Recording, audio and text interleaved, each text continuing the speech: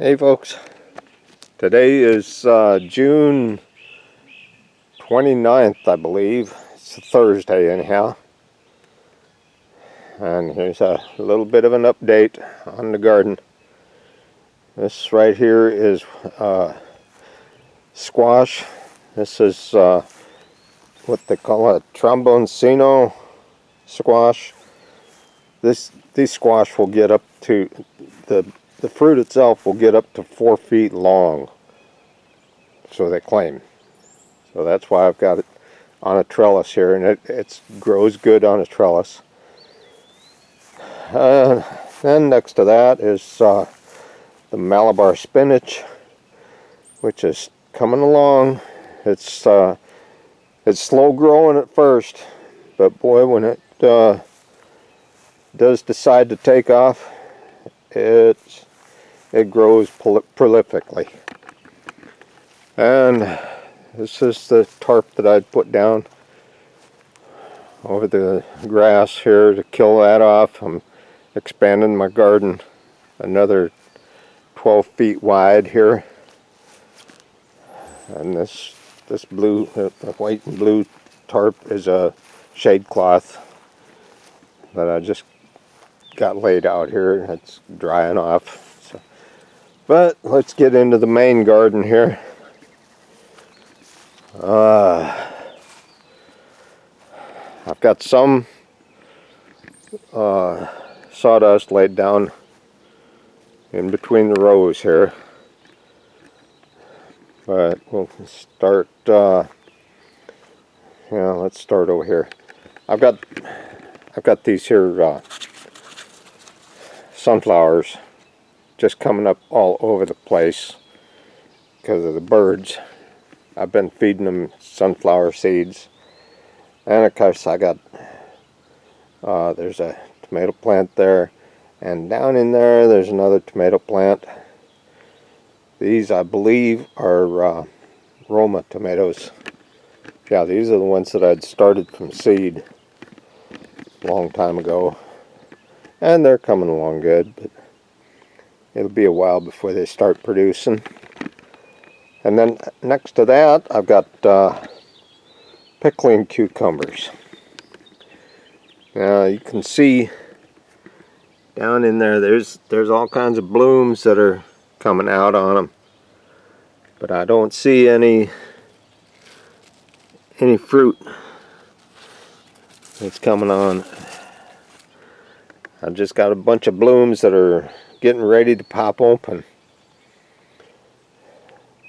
And of course I got sunflowers mixed into this too. Sunflowers are everywhere, which I don't mind. It attracts the birds and attracts the insects, beneficial insects. And here's more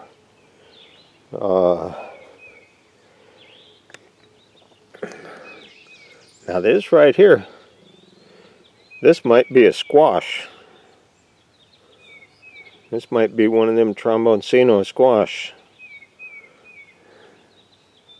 I'm not really sure. We'll find out when it fruits out. And then over here is the big boy tomato plant. Got some fruit coming on here, but it's still young and growing good. Of course, more sunflowers. Now this over here is the larger slicing cucumbers. I've got to get this tied up out of the way here, but that's got all kinds of blooms on it. And let's see, down in there, oh yeah, nice cucumber. There's more cucumbers coming on. More cucumbers over here coming on. So I'm gonna be eating good pretty soon. And over here is this next row is jalapeno peppers. And they're slow growing, but I'm hoping to get a good harvest off them this year, because I want to do a bunch of canning on them and dehydrating and pickling. And over here, this is what's left of the rutabaga. I had a double row of rutabagas planted here earlier in the spring, and they were coming up nice, looking good. And all of a sudden, one morning I come out here and they were all gone. Well, not all of them. Some of them, a few of them survived. Like this one here, and you can see a few down there that are survived. But I've been slowly but surely weeding this out here. Of course, I got some tomato plants that are coming up there just out of the blue, from seeds that are dropped from previous years. I'm just letting them grow, see what they produce. But hopefully I'm going to get this finished, cleared out by this weekend, and get some more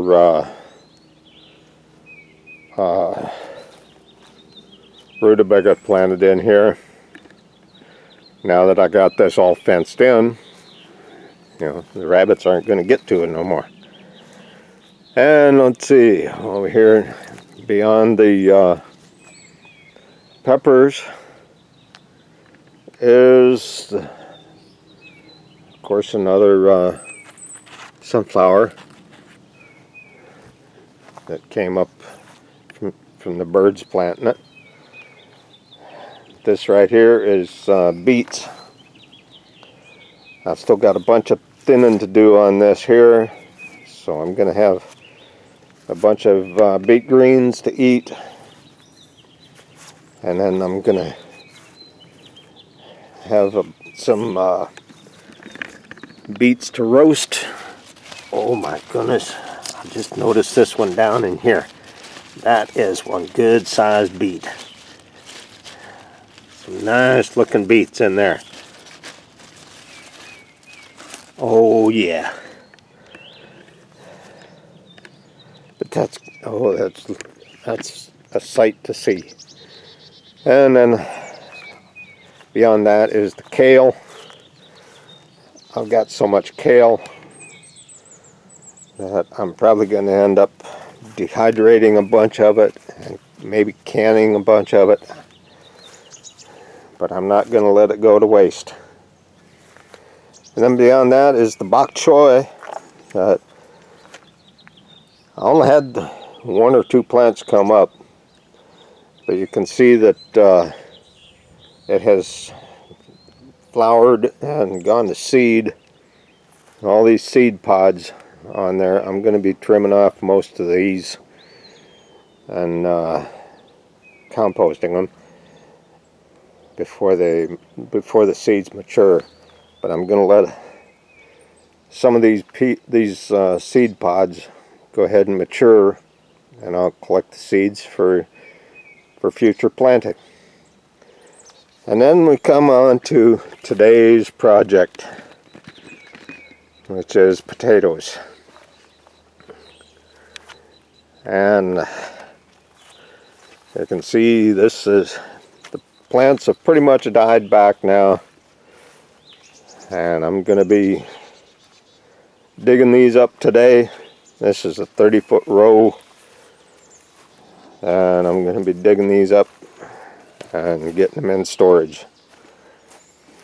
So, as a matter of fact, let's just dig into one right here and see what kind of. Oh, here's one right there. Another one there. Oh, another one there. Something tells me I'm going to have a bumper crop here. Look at this. So nice. And when you grow them in sawdust, they come out nice and clean. All you got to do is just brush them off and let them cure. So I've got to end this here video so that I can get to digging and harvesting before it gets too hot. Supposed to have temperatures in the 80s today, upper 80s, and I want to get this done, or at least half done anyway today, before it gets too hot. And I got more sawdust out here in a pile, because when I get these harvested, I'm going to be amending the soil and putting in more potatoes. I'm going to have to go over to the Mennonite store and see what kind of seed potatoes they have. I might even end up, if I find any green ones in this pile here, I might just replant them. I don't know yet. But that's another video. So I think I've bored you enough, and we'll let you go for now. Y'all take care and God bless.